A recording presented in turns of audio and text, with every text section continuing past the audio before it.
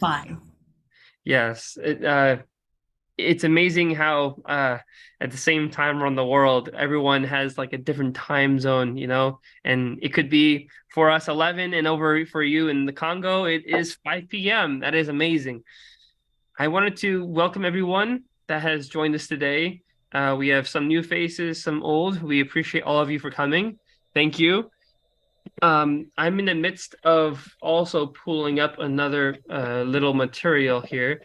I wanted to invite everyone to the page www.clearwaterbaha'is.org or to specifically the YouTube page where we have Clearwater Baha'is, all of Violetta's videos. So as you see on the top of the screen, this is, I think, the fifth talk actually on the subjects that we've been doing lately with Violetta.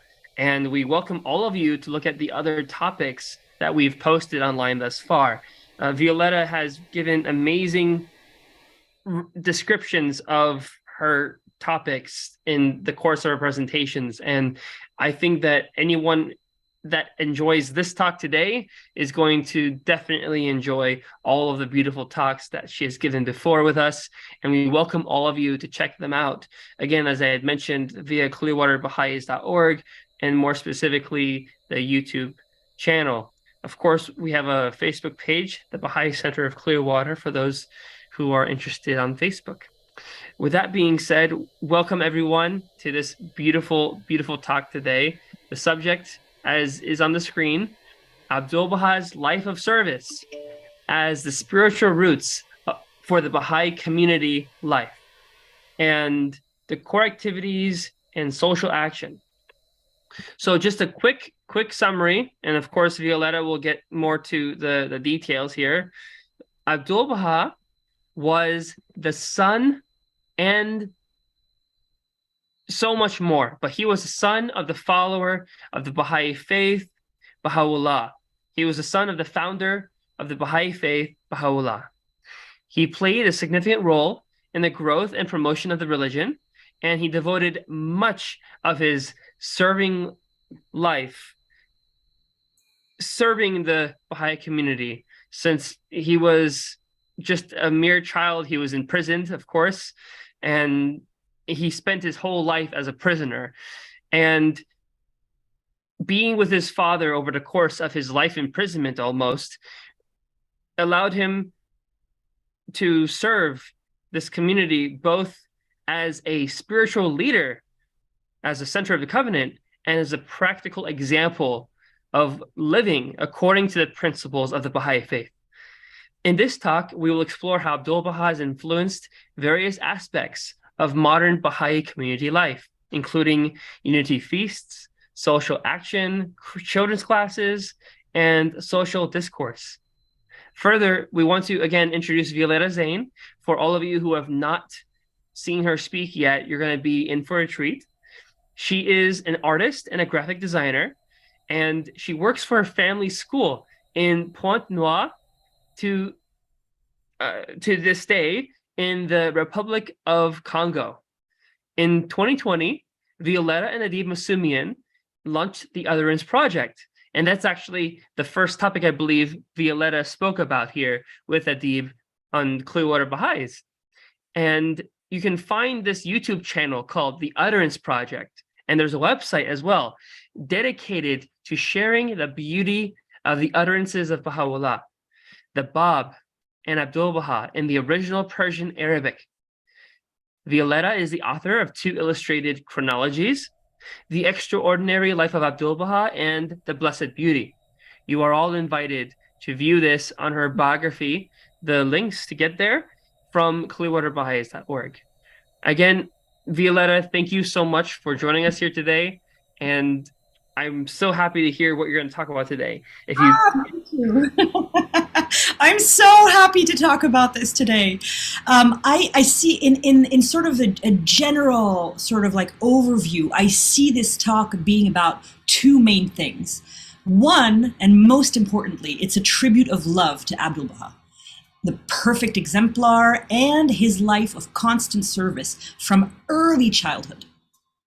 It's also a talk about how the heroic age of Baha'i history, and most particularly the ministry of Abdul Baha, is directly, linearly, completely, like in a straight line, responsible for our vibrant Baha'i culture and our vibrant Baha'i communities of today. And it's a journey that's going to start with the ministry of Abdul Baha, which starts on the 29th of May, 1892, when Baha'u'llah passes away. Abdul Baha sends the most poetic, magnificent telegram to the Ottoman Sultan saying, "The sun of Baha has set." That very moment, the mantle of the covenant rested on Abdul Baha's shoulders, and he saw extremely clearly the path that was laid out before him by Baha'u'llah in his writings, in his utterances, in his counsels to him. One day, in his letter, American, the Most Great Peace, Shoghi Effendi wrote a sentence that caused a lot of curiosity. This was the sentence. It was Abdul Baha himself, in his most intimate associates testify, who on more than one occasion intimated that the establishment of his father's faith in the North American continent ranked as the most outstanding among the threefold aims which, as he conceived it, constituted the principal objective of his ministry. Well, obviously, he received a letter asking him, well, what are the other two objectives, please? And this was Shoghi Effendi's response.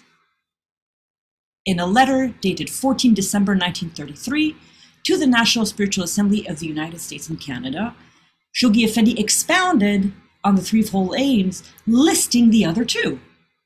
As to the three aims, which Shoghi Effendi has stated in his America and the Most Great Peace to have been the chief objectives of Abdul Baha's ministry, it should be pointed out that the first was the establishment of the cause in America, the erection of the Baha'i temple in Ashgabat, and the building on Mount Carmel of a mausoleum marking the resting place of the Bab were the two remaining ones. So before we go through these three objectives, which each of these objectives contributes directly to what we consider Baha'i culture, the American Baha'i community, the fact that we have a holy shrine for the remains of the Bab, and the idea and the house of worships that we now have. All of these are part of our culture, and they were all accomplished as Abdul Baha's three objectives. I want you to notice that Baha'u'llah passed away in 1892. As I go through each of these three objectives, notice how Abdul Baha started work on each of these objectives within 1 or 2 years of Baha'u'llah's passing. He started in 1893, 1894 on each of these three objectives. Did not lose a minute. So the first objective was the establishment of the cause in America. By June 1894, through the teaching efforts of Ibrahim Kerala, who was in contact with Abdul Baha, the very first American Baha'i declares his faith in Baha'u'llah, Thornton Chase. Within 2 years, by 1896, there are hundreds of believers through the extensive teachings efforts of Kerala, including Lua Getzinger and Dr. Edward Getzinger, Howard McNutt, Arthur P. Dodge, Isabella Brittingham, Lillian Capps, Paul Daly, and Helen Goodall. Now, 4 years after Thornton Chase becomes a Baha'i, the very first group of Western pilgrims, mostly American and Canadian, come to the Holy Land, led and organized by Phoebe Hearst, and including May Bowles, later May Maxwell, Lua and Edward Getzinger, among 8 or 9 others. 9 years later, or 11 years later, on the 21st of March, 39 delegates from 36 cities in the United States assembled in Chicago for the very first National Convention of the United States. So they incorporated a national organization that was called the Baha'i Temple Unity, and it was bound by the laws of the states of Illinois. And it empowered them to hold the title to a house of worship. So this objective is not necessarily complete until Abdu'l-Baha really visits in 3 years' time. But so much progress was accomplished on this front before he even left the Holy Land. The second objective was the Baha'i House of Worship in Ashgabat.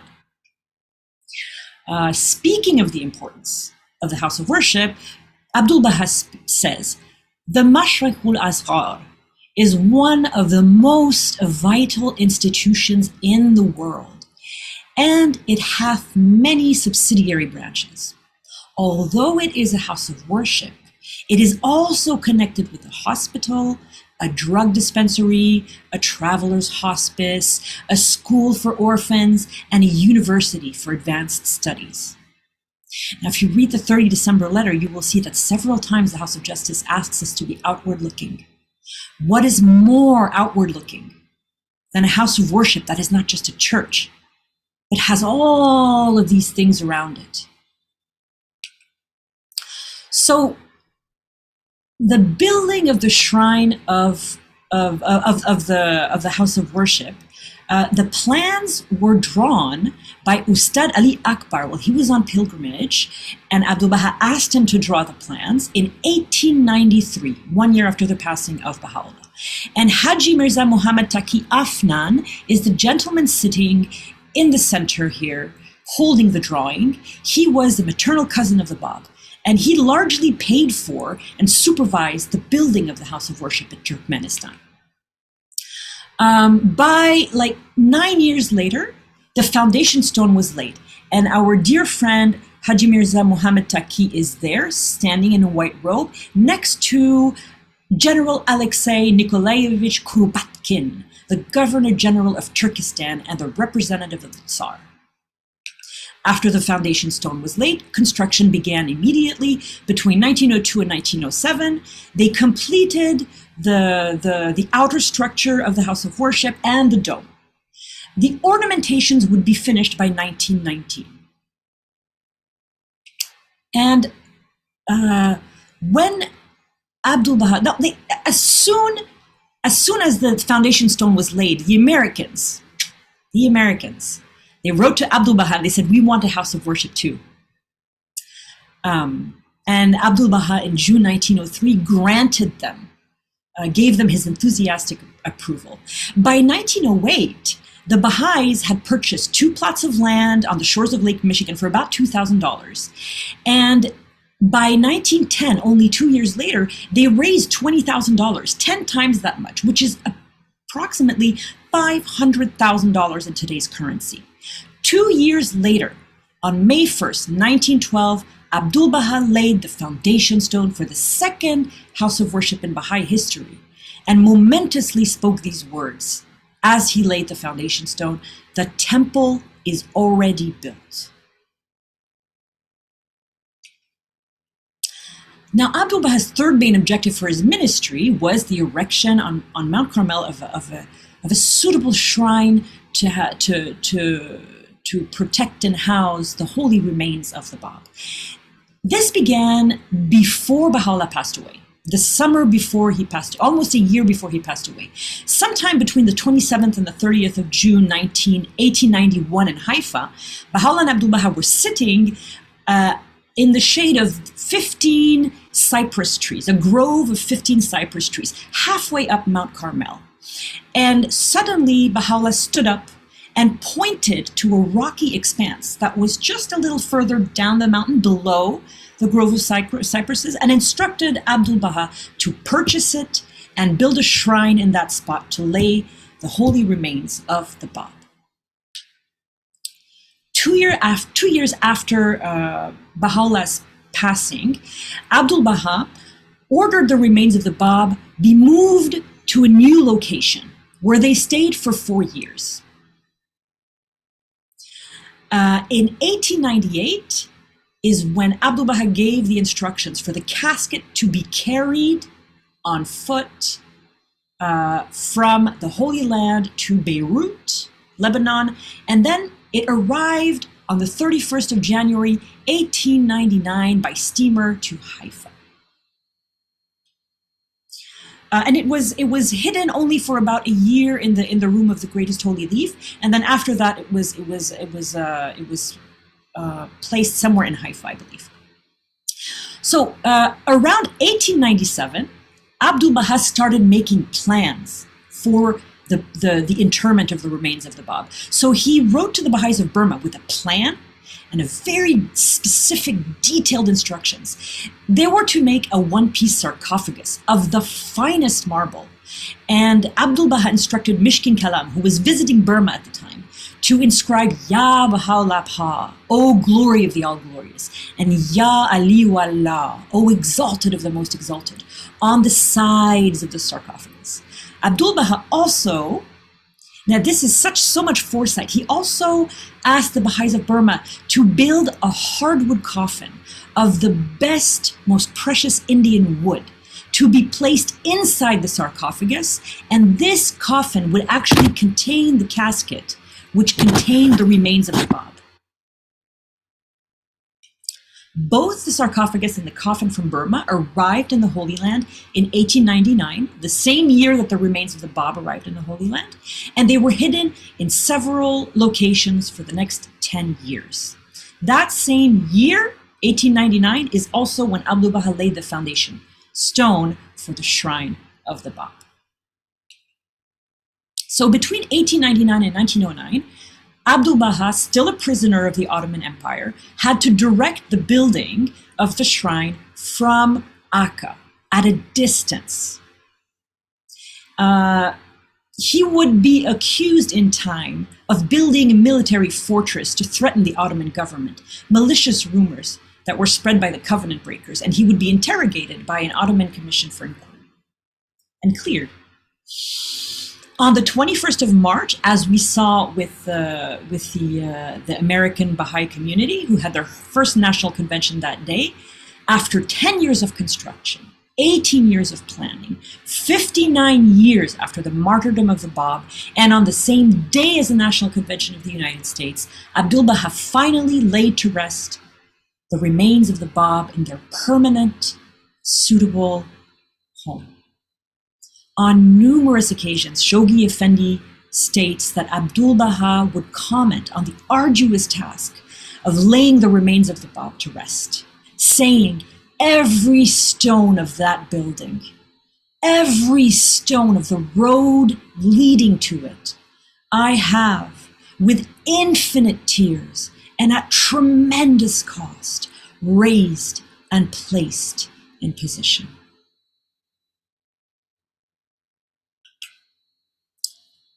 So we've already seen three things that are such a part of our Baha'i culture that was given to us by Abdul Baha. Holy shrines, which we're going to talk about more in a minute, and the house of worship, and the American Baha'i community. In this section, we're going to be looking at smaller elements that comprise our Baha'i communities, and we're going to trace all of their origins back to Abdul Baha.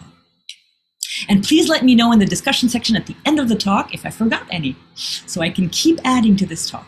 So, excuse me, in 1899, a busy year, the year that the remains of the Bab arrived in the Holy Land, the year that the sarcophagus and the coffin arrived in the Holy Land, the year that Abdul Baha laid the foundation stone of the shrine of the Bab, Abdul Baha also encouraged the election of the very first local spiritual assembly in Tehran. First spiritual assembly in Baha'i history. The four hands that were appointed the four hands of the cause that were appointed by Baha'u'llah were members of this institution, and three of them are seated in the center row. So there's four people seated in the center row, but from left to right, the first three are the hands of the cause. So the first on the left seated is Adib. Next to him is Ibni Azdak.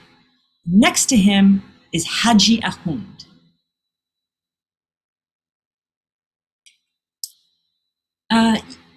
Abdul Baha organized 2 unity feasts when he traveled to America. And race unity is possibly the most literal expression of the oneness of mankind. And throughout his journey through America, Abdu'l-Baha spoke so often on race unity.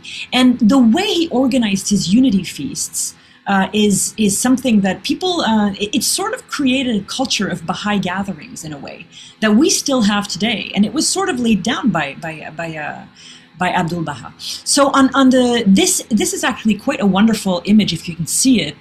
This is the actual invitation that Abdu'l-Baha himself had designed and says, Abdu'l-Baha invites you to be present at a unity feast.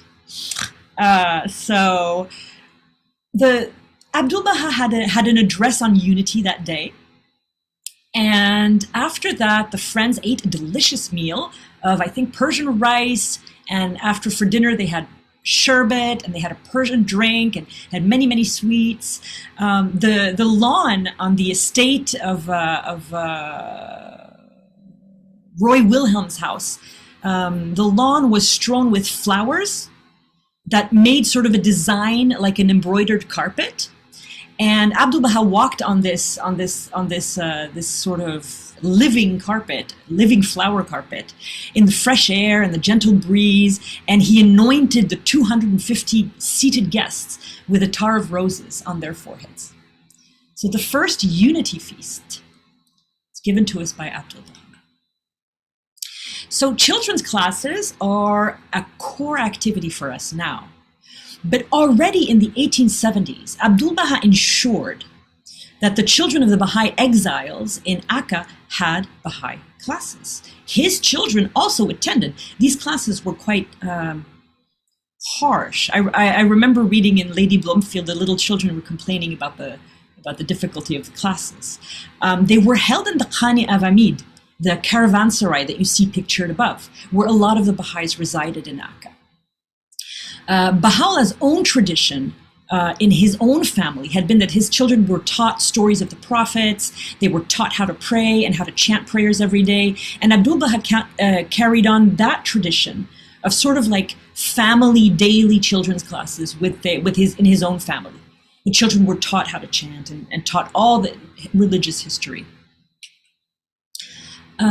Of course, our junior youth groups today are sort of a youth and spiritual empowerment program. And that is literally what existed at the time already of Baha'u'llah and continuing on to the ministry of Abdu'l-Baha.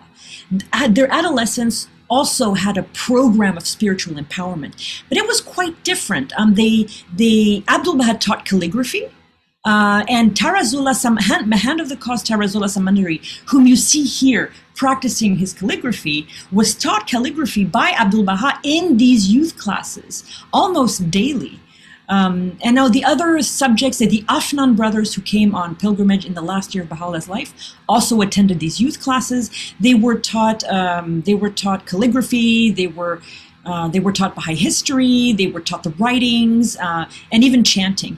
I've placed a picture of Shoghi Effendi as a teenager here because there are multiple reports of Abdu'l-Baha teaching a teenage Shoghi Effendi how to properly chant prayers, how to modulate his voice to convey certain emotions at certain points of the prayer. And this is what constituted the spiritual empowerment at the time in the early 20th century. Very spiritually focused. Now, firesides and deepenings have always been a part of Baha'i life, but I believe they do find their root in the life of Abdu'l-Baha, because throughout the ministries of Baha'u'llah and Abdu'l-Baha, believers always gathered together to unravel the mysteries of Baha'u'llah's revelation, newly revealed tablets. They would spend all night chanting them and trying to find the illusions. And so that continued on through the ministry of Baha'u'llah. And Abdu'l-Baha often gave table talks in Akka. Of course, the most famous of these firesides is Some Answered Questions. But Baha'u'llah also hosted weekly gatherings in his home. And from May to the end of 1915, in the middle of the First World War, when the Baha'is returned from their refuge in Abu Sinan, a Druze village, Abdul Baha resumed his weekly meetings around a very special topic. He recounted the biographies of 69 of the most famous early believers and the most spiritual giants among the early believers. People such as Tahirih, Nabili Akbar, and Haji Akund, but also people like Abu Salih the gardener, and people who were sellers of small wares, people who were illiterate. And as Marzi Gale says so touchingly, this is unlike a biography you've ever read, because these are people who would have been forgotten by history. You know, of course, Nabili Akbar and Tahirih and Haji Akun never would have been. But there's so many people in there who were like dealers of attar of roses. And Abdul Baha tells their whole biography. And these are people that if Abdul Baha hadn't set them down, they would not have remained with us. So in essence, this gathering today is directly a descendant of Abdul Baha's speaking about Baha'i history to the people around him. He gave us the model for elevated gatherings around Baha'i history and Baha'i heroes and heroines. So we touched slightly on this in the previous, in the children's classes section, but these devotional meetings that Abdul Baha often encouraged people to have, he sometimes suggested to people that they would have these devotional meetings to train their children. He said, every day at first light, ye gather Baha'i children together and teach them the communes and prayers. This is from selections of the writings of Abdul Baha. And we know that from Abdul Baha's own life that he prayed most of the night. He only slept an average of 3 to 5 hours, and most of his night was occupied by praying. But wherever he went, he encouraged devotionals, especially in the hearts of families, and with a view to spiritualize children. Now, we saw one Baha'i holy place that Abdul Baha gave us, but he also gave us another one. He gave us the shrine of Baha'u'llah. As soon as Baha'u'llah passed away in 1892, for the first time in history, Baha'is were making a pilgrimage to a resting place. Until 1892, all pilgrimages were pilgrimages to see the person of Baha'u'llah. And so in the first years when Baha'u'llah was interred, Abdul Baha would teach people how to go to the shrines and teach people how to prostrate and teach people how to circumambulate. This is something he taught people, how to be around a holy shrine. And of course, because he was around for the guardian's entire childhood, he impressed this on the guardian, who continued teaching us about pilgrimage and respect to the shrines during his whole guardianship. He continued that role that Abdul Baha had started. And so after 1909, there were two shrines. There was the shrine of Baha'u'llah and the shrine of the Bab. And these shrines, these shrines are very core, very central to our identity as Baha'is, because we know where the two manifestations of God who founded our faith are buried. And this is something that no one else knows. So Baha'i pilgrimage is, when we go on pilgrimage today, we are welcomed and we're guided by the staff at the Pilgrim House. They welcome us, they make us feel at home, they ask us if we have everything we need. Well, this is something, all of their duties is something that Abdul Baha once performed.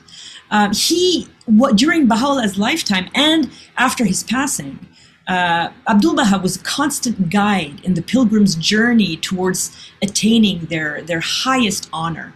And he continually surrounded the pilgrims who came with their love and counseled them and accompanied them in their spiritual preparation for when they were to enter the presence of Baha'u'llah when he was alive.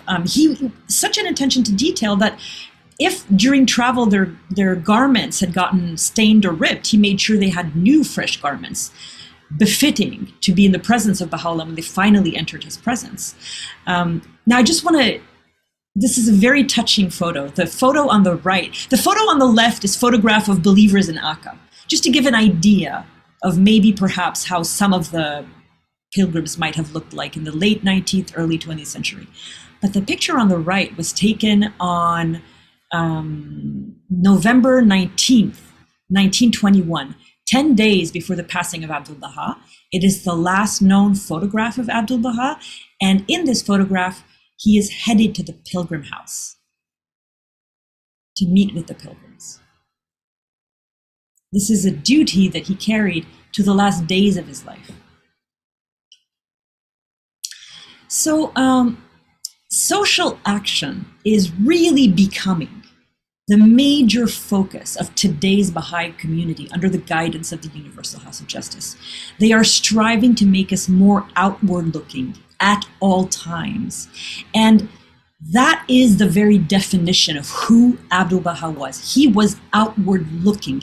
Every second, every breath, every step, every word, every deed, he was outward looking from his earliest childhood to his last breath on earth.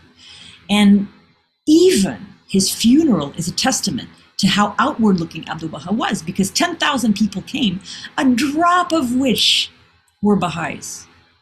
And only Muslims, Jews, Druze, and Christians gave eulogies at his funeral. And you know what? 7 days after his passing, Abdul Baha's corn was given to 700 of the poor in Haifa and Akka. So even 7 days after his funeral, Abdul Baha was still outward looking. So we're going to look at social action now, and we're going to look at all of the roots of social action in the life of Abdul Baha. So this is not something I've read in a book, but I believe that the work that Abdul Baha did for 40 years in Akka.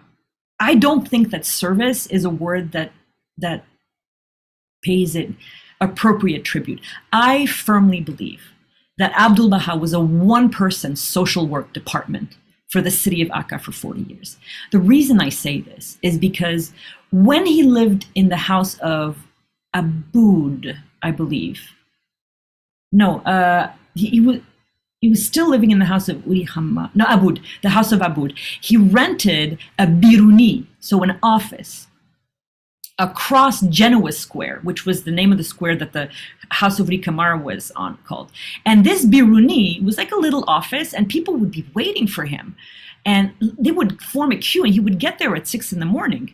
And after this biruni, when Abdul Baha in 1919, I believe, moved to the house of Abdullah Pasha, he erected a tent. So we have, on the pictures here, on the top, we have Palestinians of the early 20th century to show you what the Palestinians looked like at that time.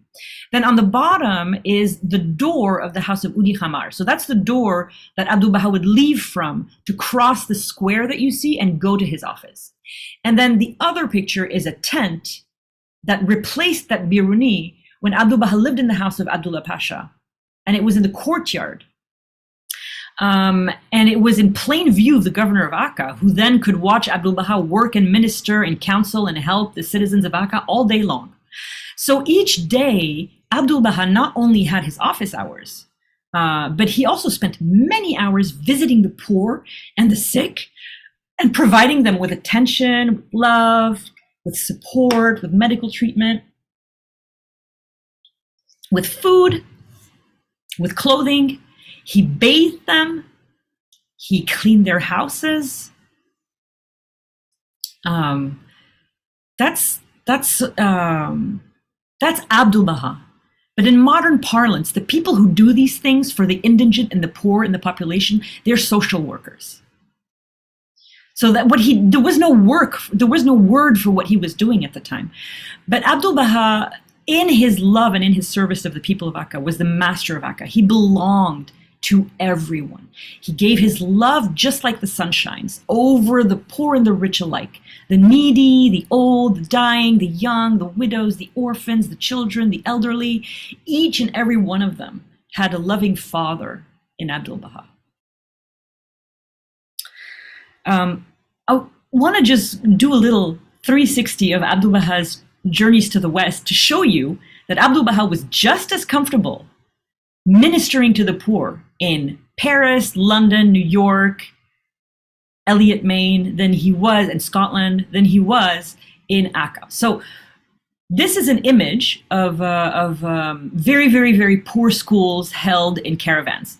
This is the type of school that Abdul Baha visited twice in a very distant neighborhood in Paris. It was a school owned by the couple called the Ponsonnaille couple, man and a woman, and they ministered to children in a very, very shabby cabin. One of the women Baha'is who accompanied Abdul Baha was absolutely horrified.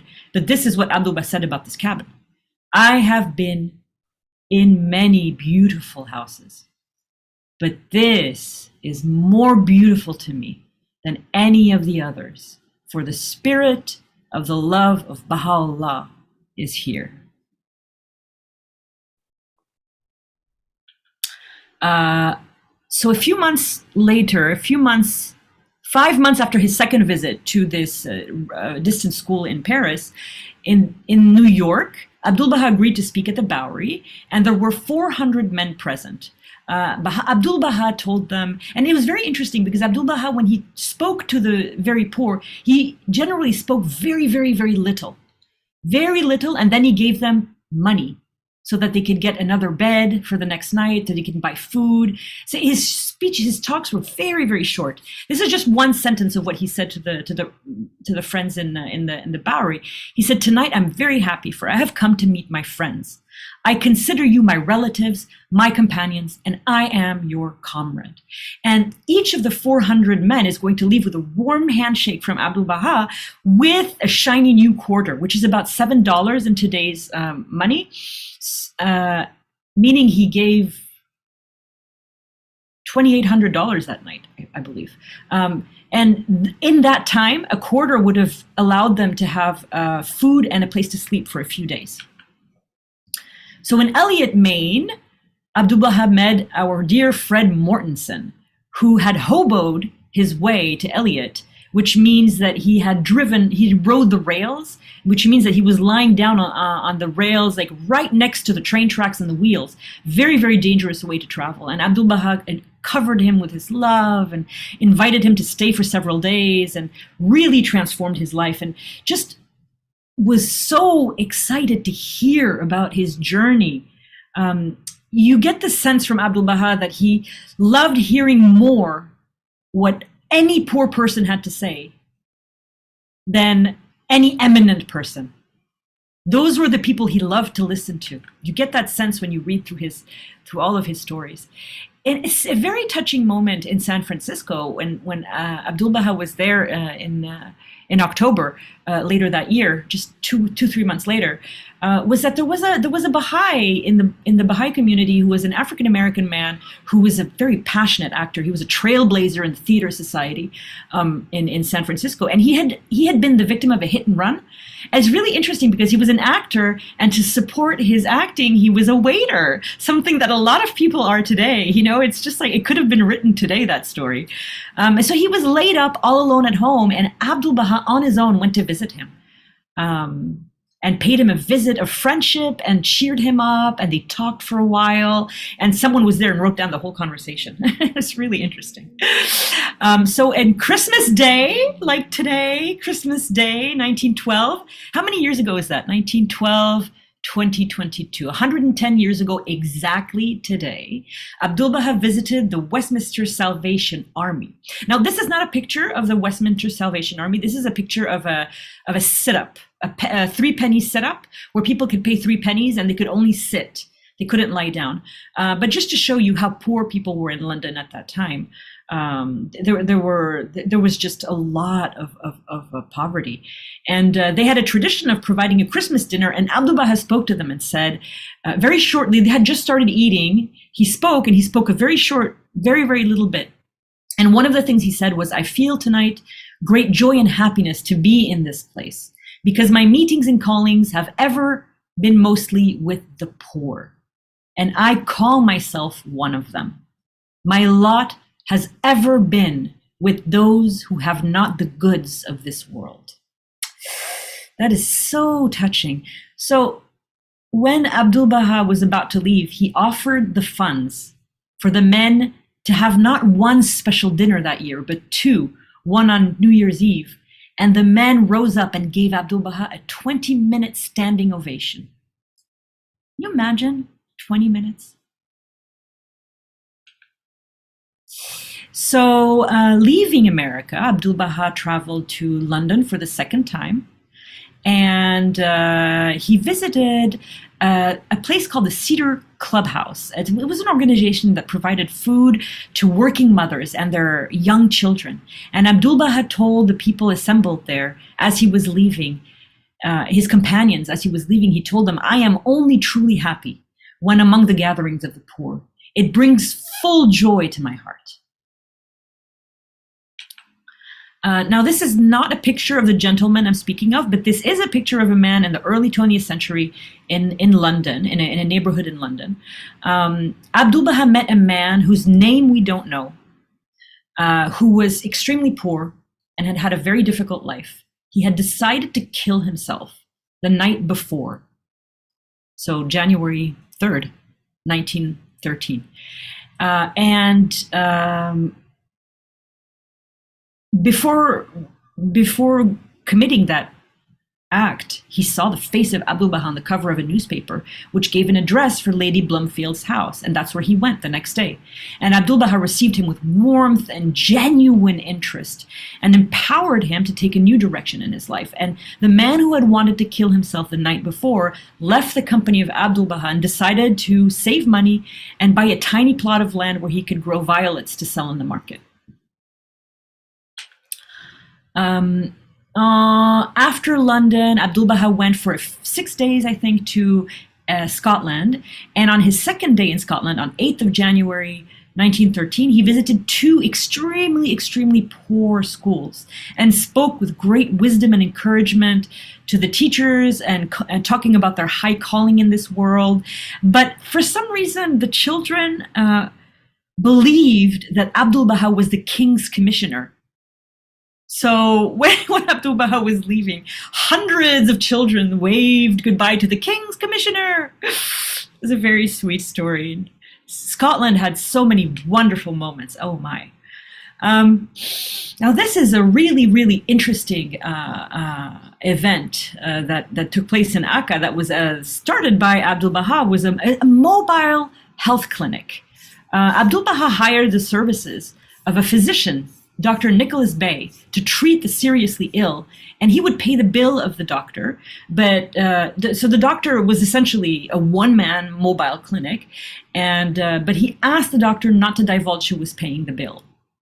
So this is such a forward-thinking social action initiative. This is something that so many neighborhoods in like urban areas would be so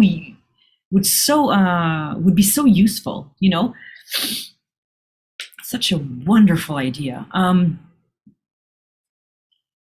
Individual counseling is not something that is really yet a part of the things that we do, but that's just to show you how revolutionary Abdu'l-Baha was, because wherever he was living and working, whether it was in the Biruni across from Genoa Square, or in his tent in Abdullah Pasha, or when he was traveling in the West, Abdu'l-Baha was always solicited for advice, for counsel, and from the Druze, the Jews, the Muslims, the Christians living in the Holy Land, from the pilgrim or resident Baha'is, Eastern and Western, and from the poor and the wealthy alike.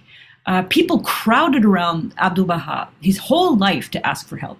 Some needed advice when they were opening a shop. Some needed a letter of introduction for studies. Some needed a letter of recommendation to start a job. A woman maybe was left hungry after her husband was conscripted. Children were mistreated. Wives or sisters were beaten. Abdu'l-Baha cared and counseled everyone on one-on-one. Always had time for people, even if they were just a coal merchant and they had a dispute. He always had time for them. And but sometimes he went further and would send a competent person to investigate the claim of beating or abuse, and would present the case to the judge to obtain justice for the aggrieved party. One thing that Abdu'l-Baha did throughout his ministry, even while Baha'u'llah was still alive, was public relations in essence. Abdu'l-Baha met with Ottoman officials, with religious dignitaries, noblemen, townsmen, and met with them in his efforts to defend the interests of the Baha'i faith, the local Baha'i community.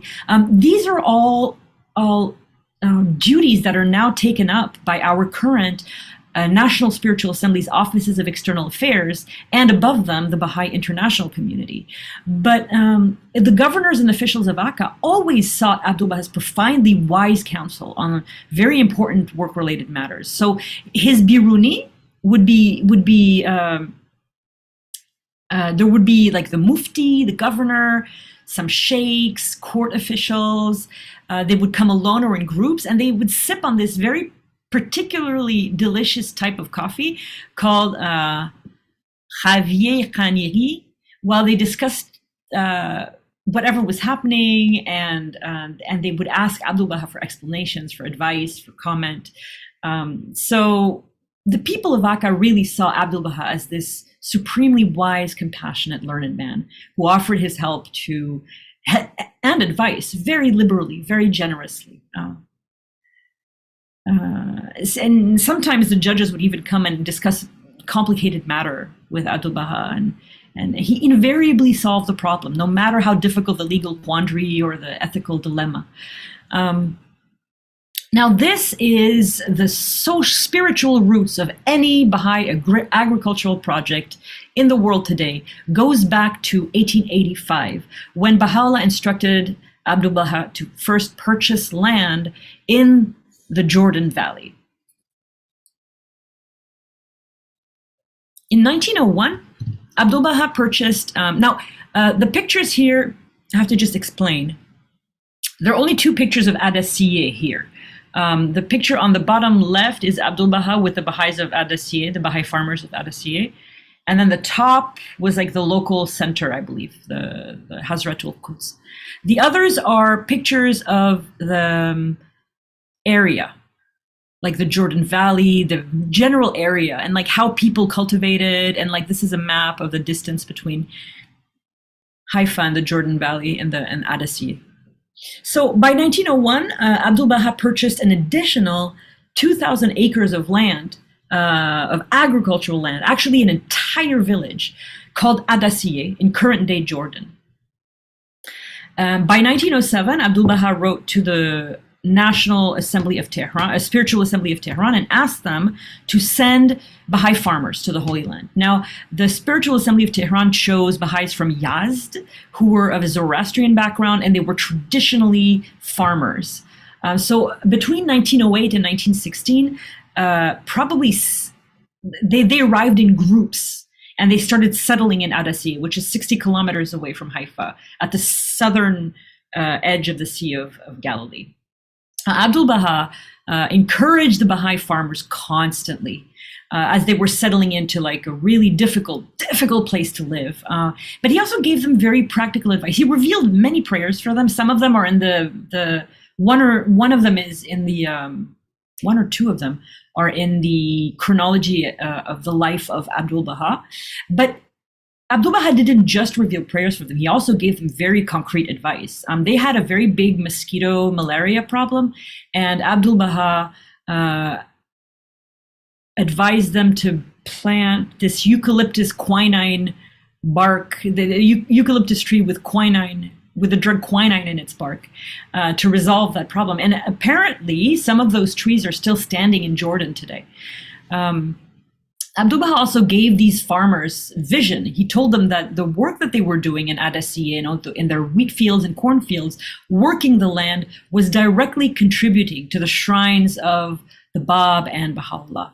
But Abdu'l-Baha took a great interest in the social development around these agricultural projects. It wasn't just an agricultural project, because he stayed with the local families whenever he could.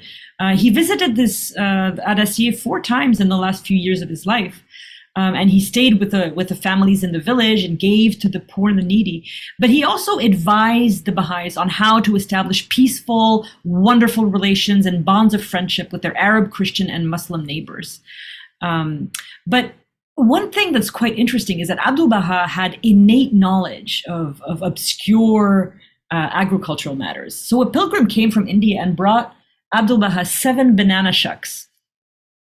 And Abdul Baha, never having grown bananas before, gave these shucks to the farmers and told them exactly, specifically, how to plant them, how to care for them, to grow them. And so agricultural experts, Baha'i agricultural experts quoted in this paper by Mr. Pucci, believe that Abdul Baha was the first person to bring bananas, the cultivation of bananas, to the region. And bananas are now a main staple in that region. Very related to the effort in Adassier is the first humanitarian effort in large scale humanitarian effort in Baha'i history. So at the end of the war, at the end of March 1915, during the First World War, there was a plague of biblical proportions that crashed down on the Levant. Millions and millions of locusts from March to October basically devoured vegetation and crops around Palestine. 200,000 people died in Mount Lebanon of starvation. So in the middle of the First World War, they have this biblical plague. Famine became imminent around Akka and Haifa, and Abdul Baha immediately set off for Adassier. He bought up all the grain he could find and sent it to the Baha'is in Akka and Haifa, and trying to feed as many people as they could in that region. Just on one Abdul Baha's efforts, one person, of course, is Abdul Baha, but he saved thousands of lives on his own, spending weeks and months in the Jordan Valley, shipping grain on camel trains. These are camel trains right here. That's what it looks like. So imagine 200 camels. That's tons and tons and tons of wheat or corn. Here are the actual locusts from 1915. That's a picture from the Library of Congress. Those are the actual locusts, the actual devastation that took place in 1915. Amazing that we have those pictures. So social discourse is, and our involvement as Baha'is in social discourse, in the conversations of society, in things that matter to people, are becoming more and more, if you read the letters of the House of Justice, they're becoming more and more, so hold on, I have to plug okay, all right, my computer wasn't charging. Social discourse and having conversations with people and talking about things that matter to people is increasingly mentioned in the letters of the House of Justice as something that should be central to our preoccupations.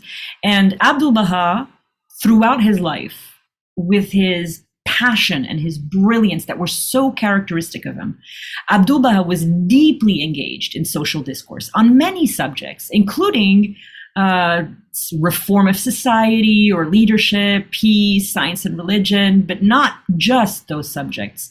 As early as 1875, so during the ministry of Baha'u'llah, and when Abdul Baha was 34 years old, Abdul Baha anonymously published the first of his 2 books, called The Secret of Divine Civilization.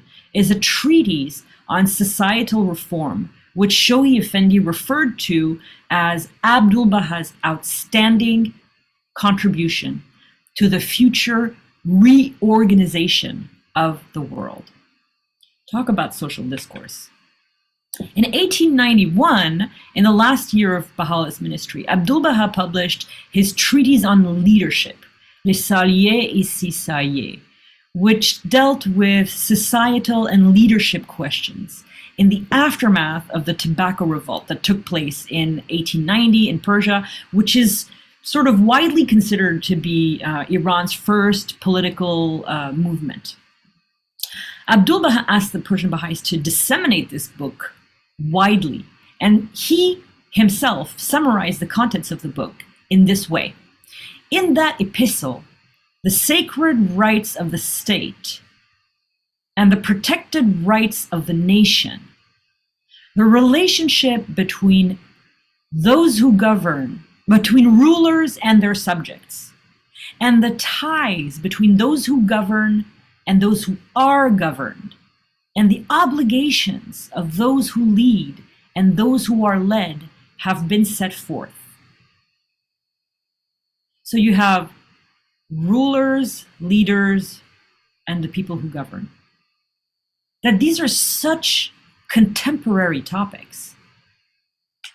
Another treatise is the Tablets to the Hague, which Abdu'l-Baha revealed in 1919. So in 1916, the Central Organization for Durable Peace at The Hague wrote to Abdu'l-Baha to request his guidance on the establishment of universal peace.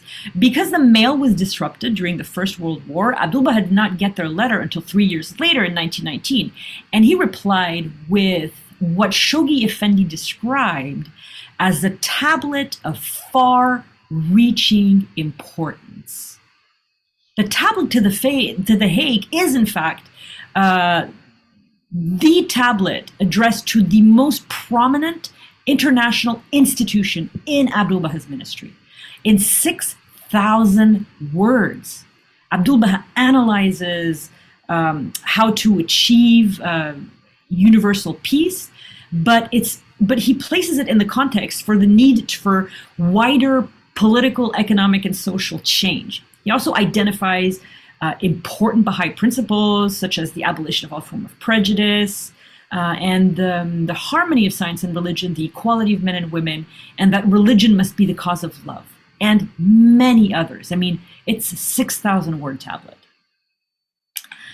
2 years after this, and exactly 2 months before Abdu'l-Baha's ascension, in September 1921, Abdu'l-Baha replied to Dr. Auguste Forel, an eminent Swiss neuroanatomist, psychiatrist. He was an entomologist. He was just a genius, very eminent scientist. And he asked Abdu'l-Baha questions about science and religion in the context of his own belief system, especially about like the life after death and soul and the mind. And Shoghi Effendi calls Abdu'l-Baha's response to Dr. Forel one of the most weighty tablets the master ever wrote. It is also an extremely long tablet, clocking in at 4,000 words. And Abdu'l-Baha responds with so much brilliance to this scientist. He delineates the mineral kingdom, the animal kingdom, the human kingdom, the reality of man. He talks about electrical energy. He talks about the mental faculties in relationship to the soul. He talks about the mind's capacity to reason. I mean, so many topics.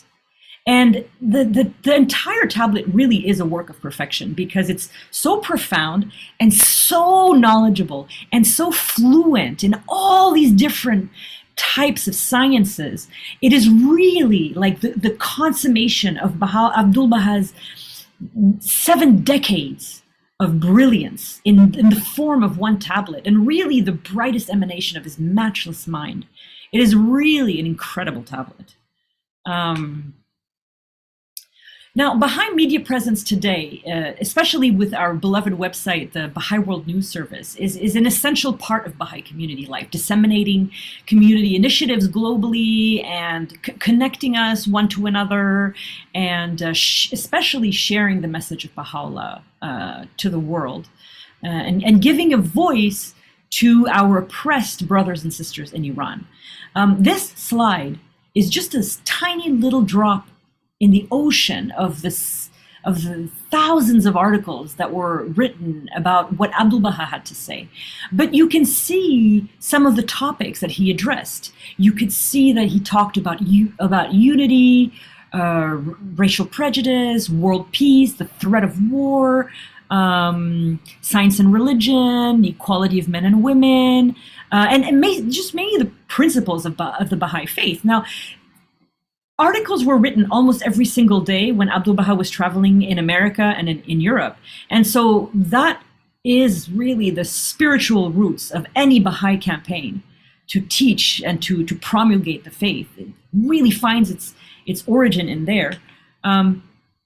I collaborated with two eminent Baha'i historians, Earl Redman and Amin Ejea, to like sort of analyze exactly in concrete terms how much impact Abdul Baha's travels to the West had in numerical terms.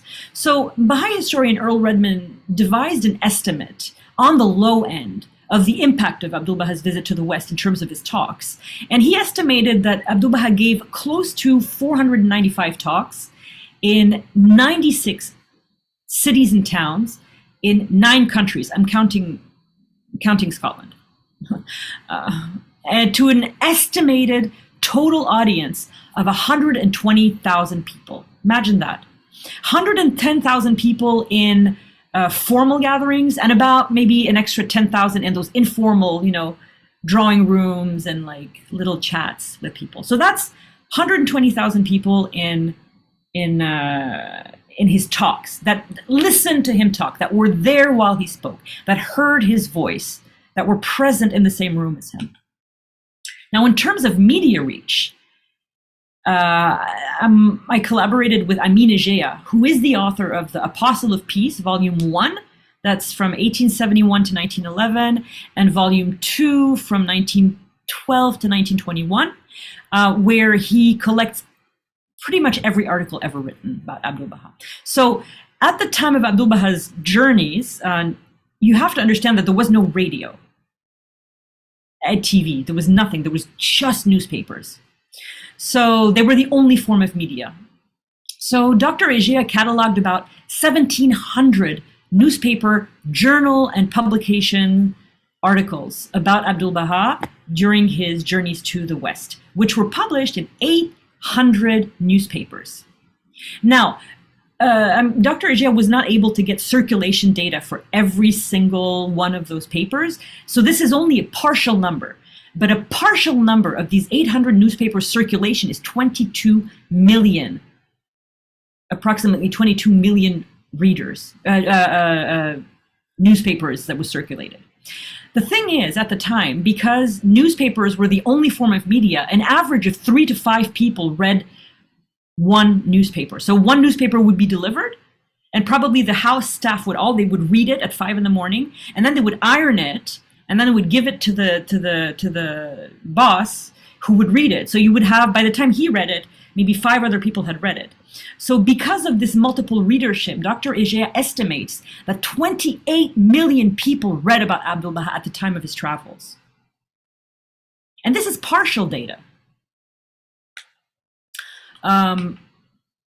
Oh, right. And so just to show you the difference in scale between 120,000 people and 28 million, that's what it looks like. That's the difference. That's the power of the media. Right here, sorry. This is like 120,000, and this is what 28 million compared to 128,000 is. So this is the last section of my talk, and it's called The Perspective of History. It's a direct quote from the 30th of December message. I kept the final and what I believe is really the most meaningful link between Abdul Baha's life of service and his perfect example and our modern day Baha'i culture and Baha'i community life. I kept that one for last because I wanted to put it in very special historical perspective. So if you need any proof that the 30th December letter is historic, I have 8, if not more, probably more. But the first one is when the House of Justice in the 30th of December message talks to us about the need for more and more communities worldwide to adopt a two-stage election process for their local spiritual assemblies, they bring up Abdu'l-Baha and how Abdu'l-Baha counseled the local assembly in Tehran to do a two-stage election. They bring that up in the letter. That's one proof. Second proof, and third, is that twice in the letter, the House of Justice calls on us to think of the heroism needed to accomplish the goals of the 9-year plan in terms of the goals of the 10-year crusade and the heroism demonstrated by the heroes of the faith during that time and the Knights of Baha'u'llah. So that's 3. And then the next 5 proofs are how many times the House of Justice uses the word history or historic in that letter. So this is a letter that's addressed to the Continental Board of Counselors for Africa. And in paragraph 20, the House of Justice says, we wish to stress that historically and now, social action and efforts to participate in the prevalent discourses of society, we saw that, have emerged not only in the context of growth, but as a result of individual Baha'is striving to contribute to society's progress in ways available to them. That's proof number 4. 5, from paragraph 21. The capacity for community development that has already emerged, represented by hundreds of thousands of individuals who are able to serve as tutors, animators, or children's class teachers, is a resource of historic consequence. The last 3 paragraphs are in a section entitled A Historic Mission. In paragraph 38, the House of Justice says, if, by the grace of the Almighty God, the Friends should succeed in reaching the heights of heroism, see, I told you, to which they are now summoned, history will assuredly pay tribute to their actions in terms no less glowing than those with which it honors the glorious deeds that decorate the annals of the first century of the formative age.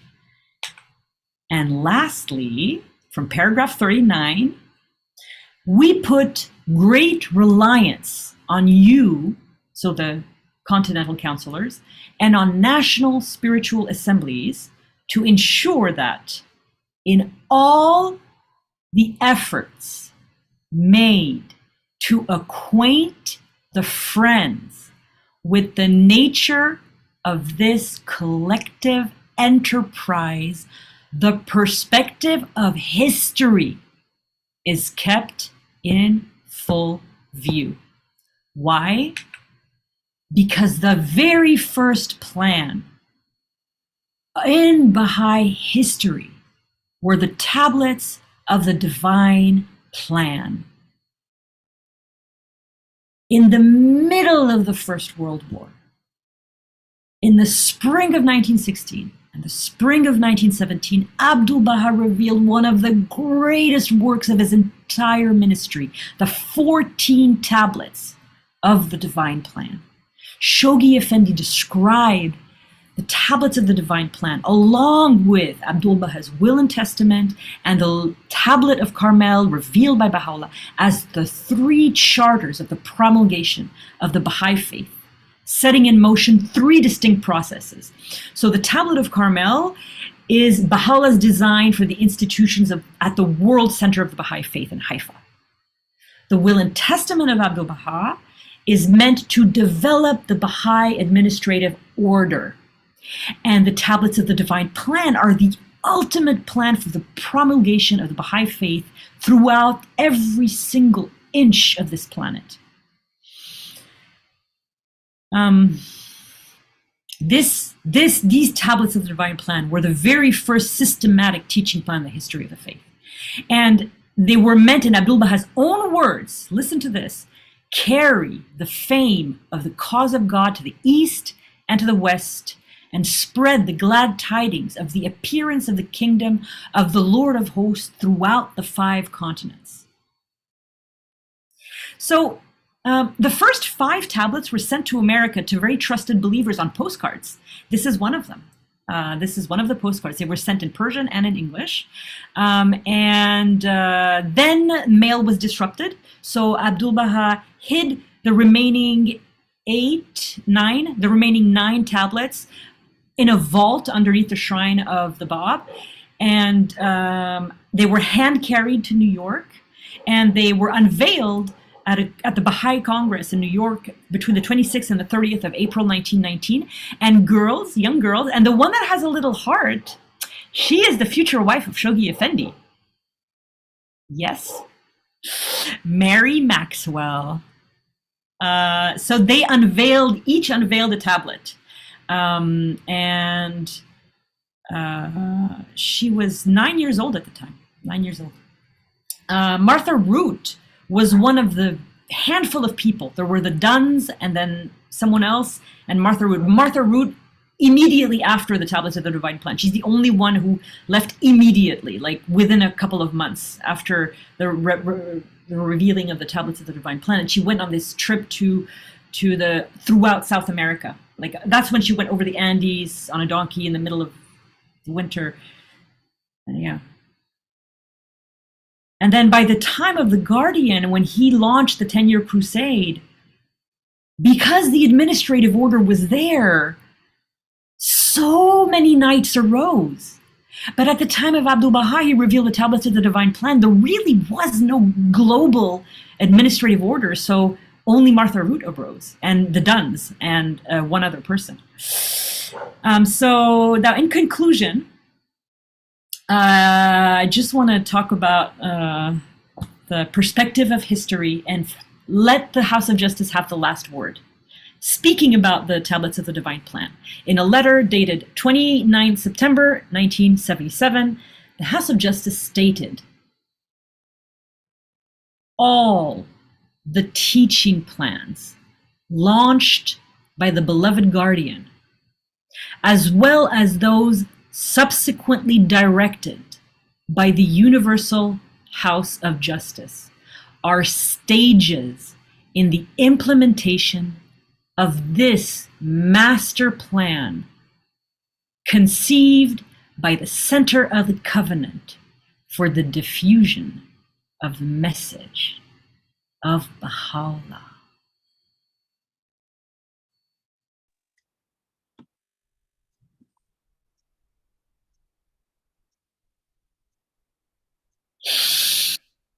Any questions? I would like to make a comment. First of all, thank you for your enthusiastic and scholarly presentation. I got an affirmation from your presentation that Abdu'l-Baha elevated and empowered the status of the individual, something that has been hinted at by the Universal House of Justice, but where they have now given a role in the 9-year plan. And the reason why I say this is when I looked at the Arab Spring, what is happening in Iran with the women, what happened with George Floyd, and in Ukraine, these are individuals who have found the courage and an internal ethos, spiritually driven, that is causing them to change where they live and open the door for the eventual implementation of the plan envisioned by the Baha'i faith. Thank you. That's perfectly said. So we have someone who raised their hand, her name Pauline, I believe. Yes?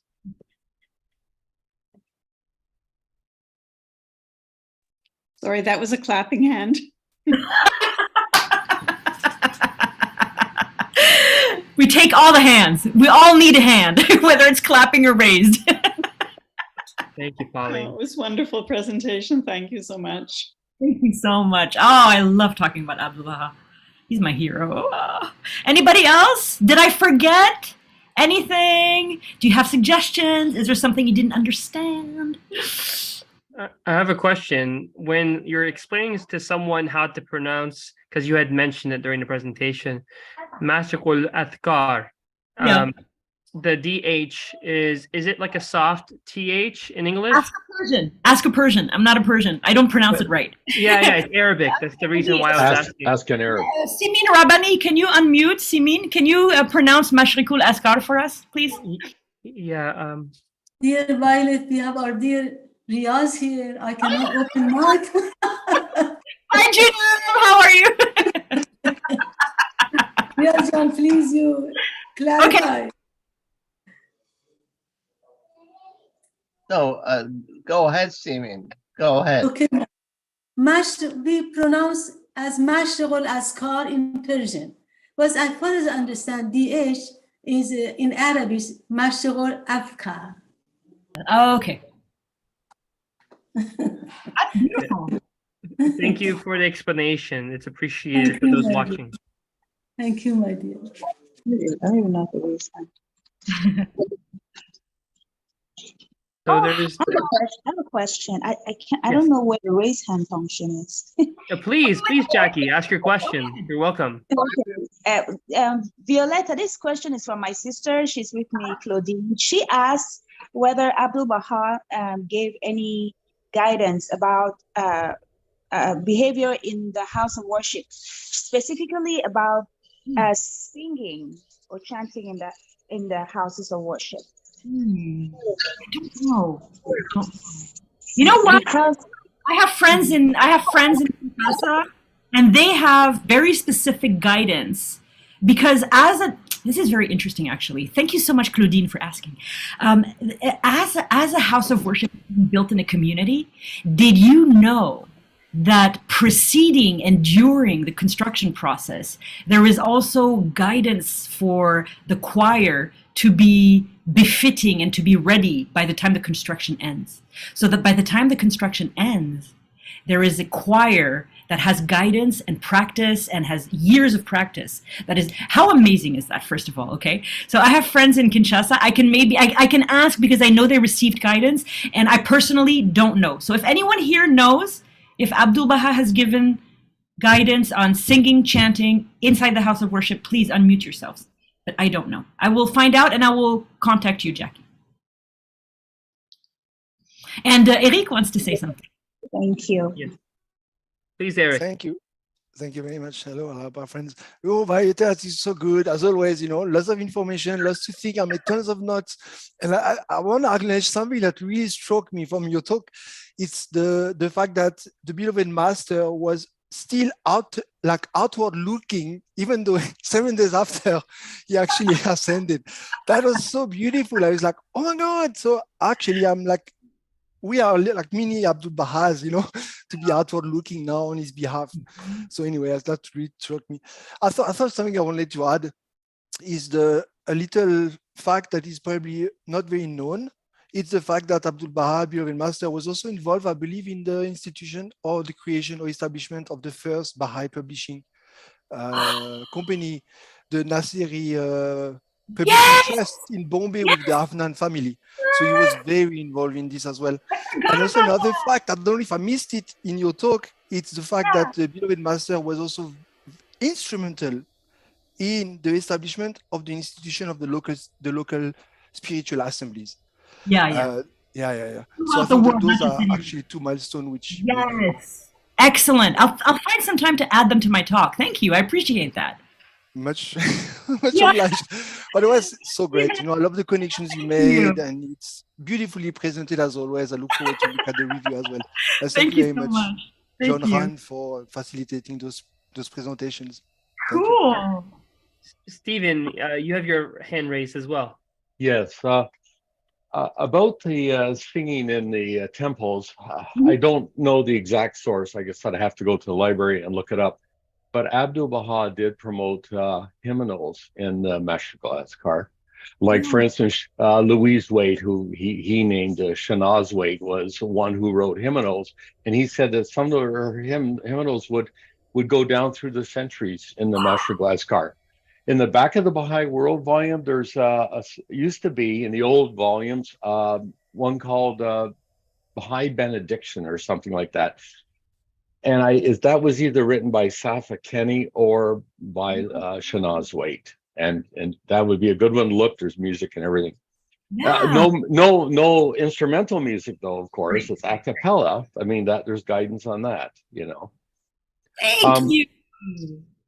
Yeah. So I also had maybe a suggestion for you, because I mean you're so into PowerPoint and presentations and all, and you got to be careful with this, because there's some variations allowed, but I noticed one that something that maybe a lot of Western Baha'is struggle with is it'd be nice to have a very descriptive animation or video as part of a PowerPoint on the long obligatory prayer.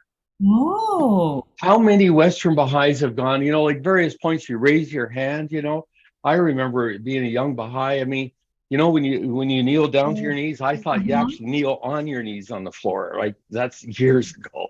But so many, like there's a part where you raise your hand twice, you keep them raised during the whole paragraph. Like, when you put them down, so then you have to sort of back interpret. No, because in other times it says, then he says, now raise your hands. Okay, so you must have to put them down at some time. You see how I can say this is fraught maybe with different interpretations, and there's different ways of doing it, and there's allowances. You know, like in the short obligatory, there's a maybe a preferred way. You know, keep your hands at your sides. You know. But doesn't mean you can't put your hands other places, you know. Some Baha'is like myself, I prefer to have them like this or like that, you know. Asian influence. Well, if you're reading a prayer book, your hands may not be like that. It may be like this if you're holding the book in your hands. Oh yeah, of course. But it's a progression as you learn to the long obligatory prayer by heart, then it makes it easier. You don't need a book. And to clarify for everyone, something that's actually important to mention, I only learned this going to a Baha'i feast. A wise, learned individual made a point of looking up what it actually is called. So to avoid the struggle that I went through most of my life, not knowing the word, these movements that you go through undertaking an obligatory prayer, they are called genuflections. That's correct. Yeah. And each time you do a new movement, you genuflect, and it's amazing because I'm just learning the meaning of the word and their importance and reflecting on them myself. It's very worthy to meditate on. You know, I want to offer something that's like completely different than what I kind of like that there are no illustrations, because my relationship with the long obligatory prayer changes as I age, and I understand the movements differently and I express them differently. And this, as long as your spirit is right, then it doesn't matter if you're not at a 45-degree angle from your chin. You know what I mean? Like, I think that it's like illustrating it is like against the Baha'i spirit in a sense, because like we are allowed to have this personal relationship with our creator. If there's a video out there telling me how to pray, that's interfering with my personal relationship with Baha'u'llah, because maybe I like to hold my hands like this and the video is telling me to hold my hands like this. Do you know what I mean? What do you think of that? And maybe it's because some people, you're an able person, some people are not able to do it. There's people who are disabled, as an example. That's why I said it's fraught with difficulties, but trying to understand some of the basics of some of these movements would be good. But it is, as I say, there's interpretation. I just did a quick search. I found some stuff online. Yeah. So there are answers out there for you if you just do illustrations, movements, long obligatory prayer. Any questions about the talk? Yes. Well, one thing I wanted to say, I had some questions about the positions for the long obligatory prayer. I wrote the National Spiritual Assembly, And one thing that they were able to tell me was that they said people in the Mideast do things in a certain way. Now, the NSA did not make those things obligatory for me or for all believers. Okay. Yeah, okay, I see what you mean. They express that some people in different parts of the world, they have different takes on the movements. Like if they're in the Middle East, they pray in a certain, more in a Muslim way probably. And then like Westerners pray in a different way. That's true. I like the variety. We have like 3 minutes left. Anybody has any questions on the talk or? Yes, Mr. Riaz Tarzadeh, please, you have your hand raised. Thank you. Thank you very much. An excellent expose of Abdul Baha. One of my concerns is that as we engage in social discourse and social action, and when we mention Abdul Baha's example and Abdul Baha's influence, we are shy in describing who Abdul Baha is. We have fallen into a certain habit of simply referring to him as the son of Baha'u'llah. And then we go on with our discourse. And that's all, the only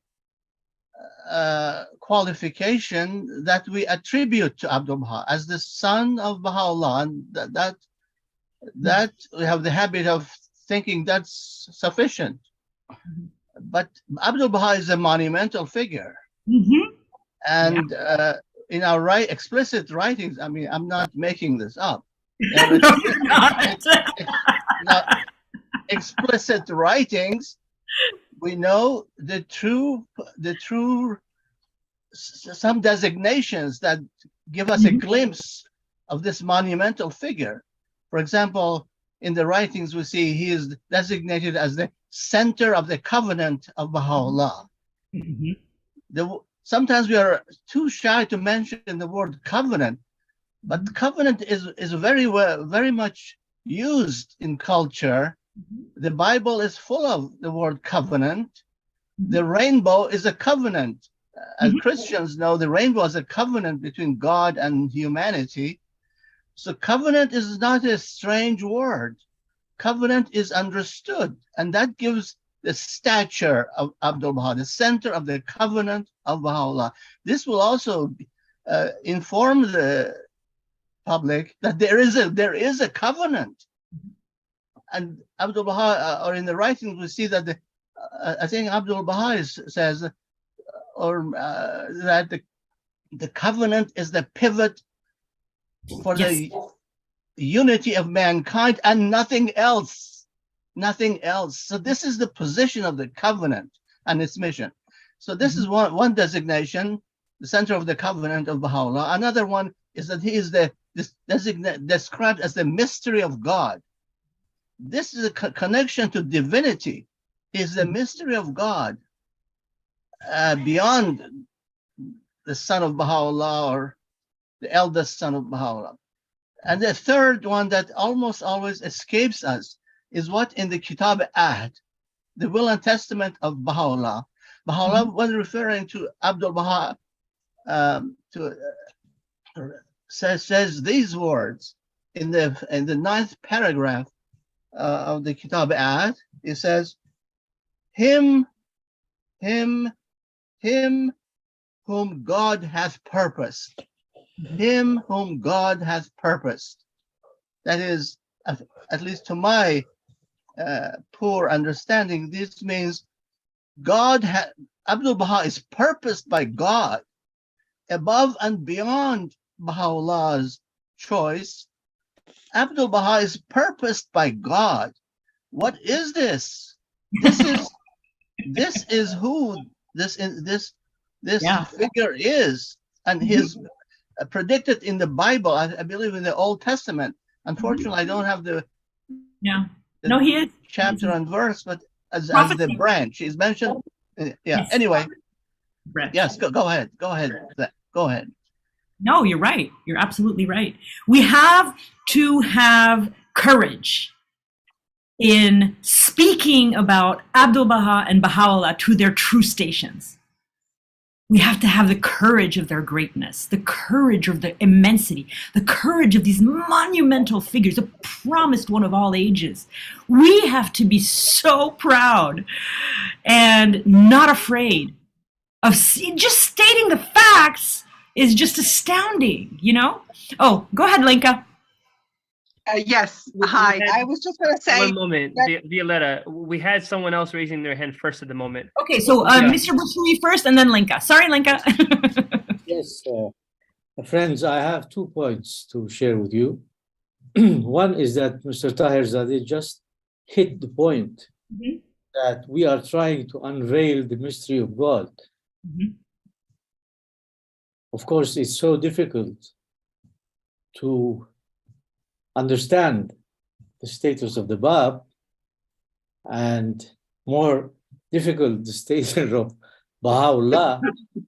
But Abdu'l-Baha is so kind to us. He is, for me, he is the central figure that we feel is so close to us, so humble in spite of his great station, that he allows us to know him better, to penetrate in his writings, to feel him. Even while praying, you feel the presence of Abdu'l-Baha.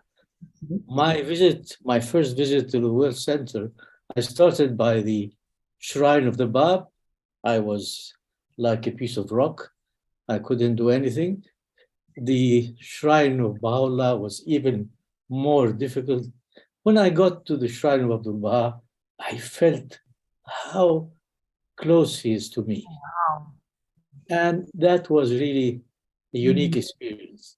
Now, the second point, instead of just taking your time, it's about the obligatory prayer. The issue was discussed in a nice way.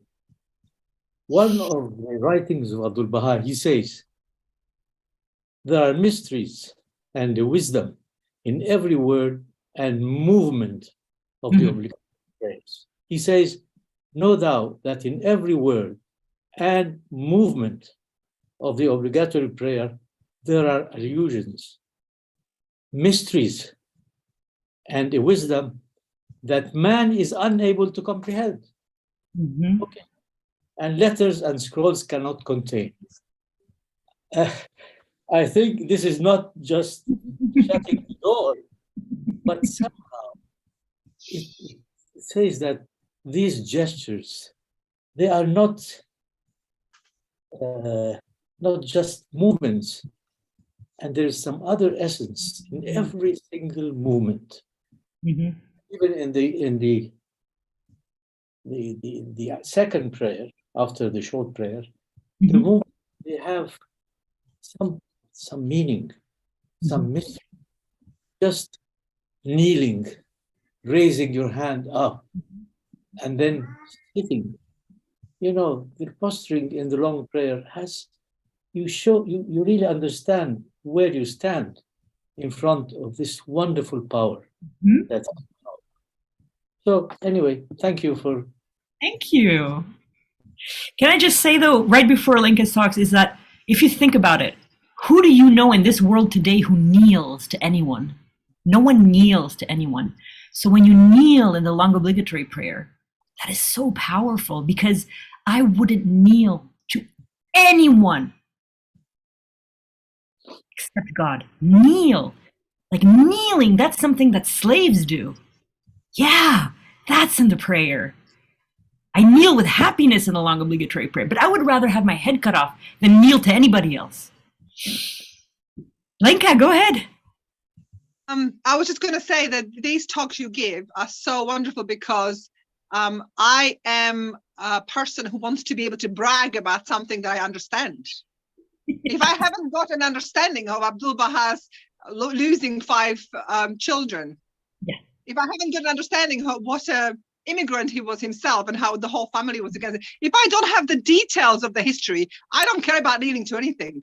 There isn't a connection to my heart if I don't have my brain. So brain touch too, because this is what you have with the diversity of humankind. Some people do want the feeling and the soul touched and the kneeling and anything else that comes with that.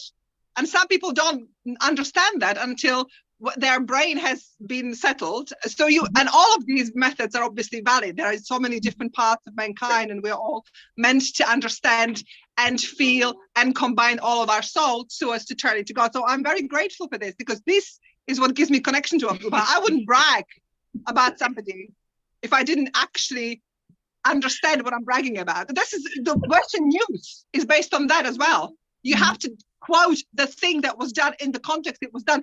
So I can say, oh, this is pretty awesome. This is like, wow, okay. No, this is me trying to figure it out, because I'm not a Baha'i historian. I'm just someone who loves Baha'i history. And I like color and I like art. And so I am trying to approach these topics in a way to understand them, just like a normal person, So I'm happy they have that effect. Thank you so much, everyone. This has been so moving. I've had such a wonderful time. I've had like tears in my eyes the whole time. So this has been just wonderful. Definitely, people have been inspired during the session today. My hope is that some of these beautiful subjects you presented, Violetta, not to belabor the subject for those who think it's so, but I think maybe after the series that we're going through, that of course you're going to follow up next with another subject. I think it may be a good idea to dwell on each of these individual topics you presented, this I think being around the fifth one, so that people can have, of course, you've presented it in such a well-presented format, and I think it's easily understood by most, but as you can tell, it opens a lot of questions, a lot of the subjects that you've brought. And I think that the best beginning to searching is having questions.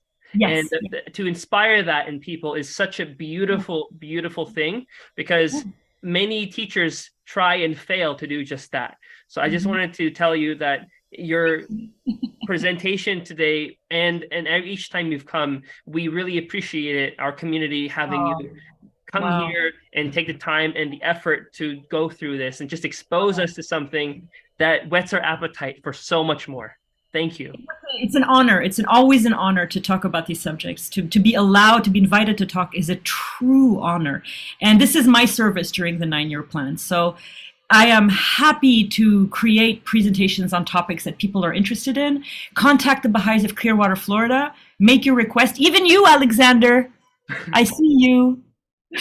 And I will be happy to continue our collaboration with the Clearwater Baha'is. Well, it's so appreciated. And all of you who have come and contributed such beautiful points and questions, we thank you all for making this such a scintillating discussion after the presentation as well. We thank you all. So with that being said, we wish you all a beautiful Sunday, and we look forward to see you all again next week. And of course, Violetta, we look forward again to your next talk. Thank you so much. Yes, in January. Yes, in January, everyone. Bye-bye.